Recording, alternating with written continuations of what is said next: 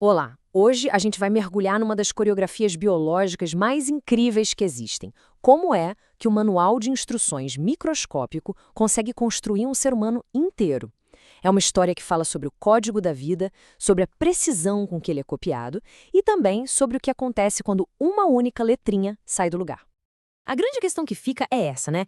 Como é que pode uma única célula saber exatamente o que fazer? Como ela se transforma num organismo com trilhões de células todas especializadas? Bom, a resposta não é mágica, é pura informação. Existe um manual de instruções super detalhado, um verdadeiro projeto de engenharia que está compactado lá no centro de quase todas as células do nosso corpo. Então, nosso primeiro passo é decifrar esse código. Vamos dar uma olhada no projeto fundamental da vida, a molécula que define quem somos, o DNA. Pensa no DNA como se fosse a planta de um prédio gigantesco. E não é só uma lista de materiais, não. É o projeto completo, sabe? Desde a fundação até a cor da tinta na parede. Ele dita absolutamente tudo, da cor dos nossos olhos até o jeitinho como nosso corpo funciona. É o que nos torna nós. E aqui tem o desafio de engenharia da própria natureza. O DNA de uma única célula, se a gente pudesse esticar, teria uns 2 metros de comprimento. Como é que guarda tudo isso dentro de um núcleo microscópico? A solução é simplesmente genial. O DNA se enrola de forma super apertada em proteínas, que nem uma linha comprida em milhares de carretéis.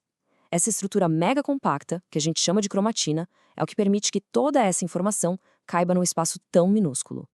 Ok, então o manual está bem guardadinho. Mas e para passar ele para a próxima geração? A natureza precisa de um método para copiar e dividir esse manual de um jeito que a nova vida tenha o conjunto certinho de instruções. E é aí que surge um problema matemático.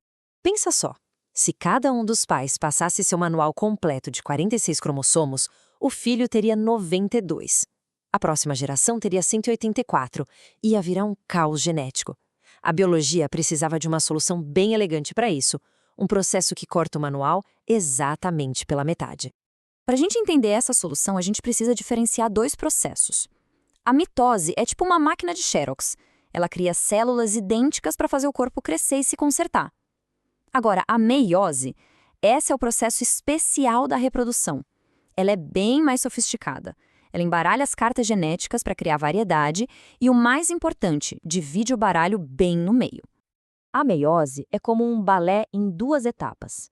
Primeiro, todo o DNA é duplicado. Aí, na primeira divisão, os cromossomos que vieram de cada um dos pais são separados. E é aqui que a mágica da variabilidade acontece, com pedacinhos sendo trocados entre eles. A segunda divisão, então, só separa essas cópias. E o resultado? 4 células reprodutivas, cada uma com metade do material genético e uma combinação que é única.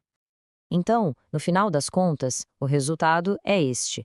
De uma célula com 46 cromossomos, a meiose produz células com apenas 23. A metade perfeita do manual de instruções. Com as duas metades do manual prontas, a gente chega no momento em que elas finalmente se encontram. O verdadeiro ponto de partida de um novo indivíduo. A fecundação é exatamente esse momento da fusão.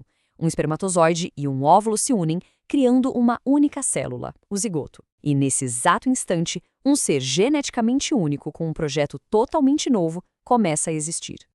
E aí a matemática fecha perfeitamente. 23 mais 23 é igual a 46.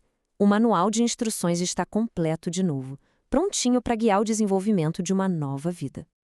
Mas olha, esse processo todo é incrivelmente complexo. E com tanta complexidade, vem também a possibilidade de erro. O que acontece quando o plano falha?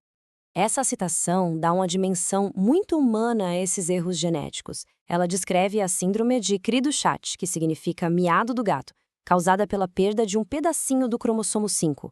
É um lembrete poderoso de como até a menor alteração no projeto pode ter consequências bem profundas.